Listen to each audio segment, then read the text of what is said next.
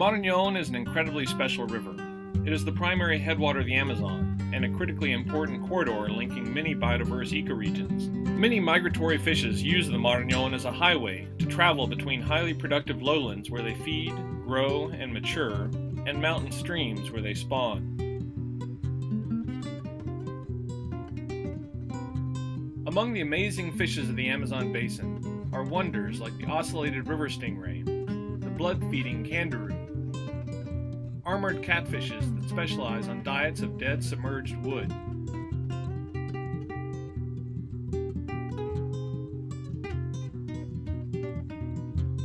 My name is Nathan Lujan. I'm a scientist who has spent the last decade and a half exploring and studying rivers of the Andes and Amazon basin. My research is driven by a passion to understand the evolutionary origins of this diversity and the ecological mechanisms that sustain it. A lot of conservation research and a lot of biodiversity research has been focused on terrestrial ecosystems and focused on saving the rainforest.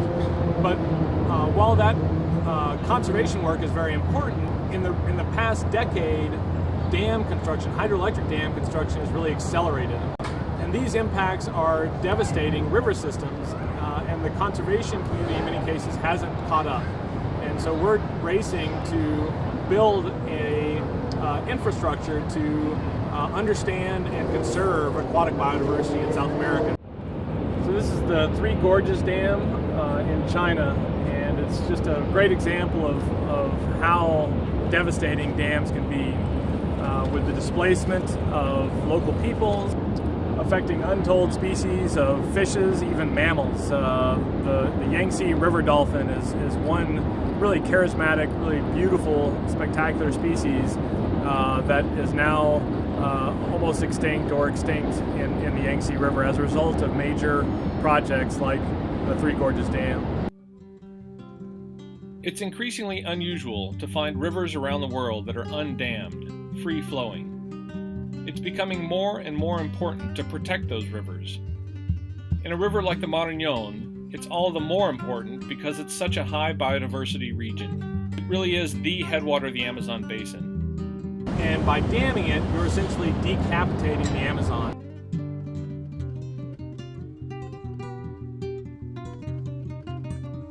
Of the 18 scientific expeditions that I've conducted to South America, my 2006 expedition to the Marañon was one of the most productive because of the many new species we discovered and the fascinating ecology of wood-eating catfishes that we documented. Wood-eating catfishes are these remarkable creatures that are covered in armor and can gouge into wood using massive jaw muscles and specialized teeth shaped like a carpentry instrument. I distinctly remember the moment my net was lifted, and there inside were two individuals of this new species, with translucent white skin and long, thin filaments. I knew immediately that these beautiful white fishes were new to science. If we were to go back and survey more, there'd be a high likelihood of more discoveries, more new species yet to be found. There's so much of the drainage that we just haven't studied yet, that we know hardly anything about.